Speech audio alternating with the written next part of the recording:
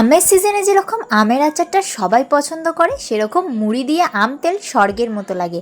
আজকে সেই জন্য বানিয়ে ফেলবো সবার জব আম তেল। না না, আমি বানাবো না, বানাবে আমার শাশুড়ি মা। প্রথমেই আমটাকে খোলা ছাড়িয়ে নিয়ে সেটাকে ঝিরে ঝিরে কেটে নিতে হবে। আর আমি এখান থেকে একটু নিয়ে নুন মাখিয়ে খেয়েও নিয়েছিলাম, বেশ ভালো লাগে খেতে এই কাঁচা আমগুলো। তারপরে নুন জলের মধ্যে ভিজিয়ে রাখতে হবে। এই আম তেল দিয়ে মুড়ি খেতে কার কার ভালো লাগে সেটা আমায় কমেন্ট বক্সে তাড়াতাড়ি বলো। কমেন্ট করতে কিন্তু বেশি সময় লাগে না, তাড়াতাড়ি করে ফেলো।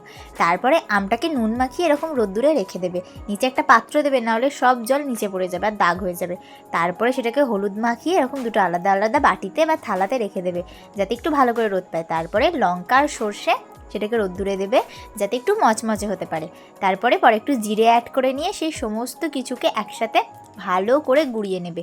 জিরেটা হালকা দেবে যাতে গন্ধটার জন্য, শুধু বেশ ভালো লাগে। তারপরে একটা পাত্রের মধ্যে, মানে একটা জারের মধ্যে সেই সব কিছু দিয়ে একসাথে মিশিয়ে নেবে, ব্যাস তাহলেই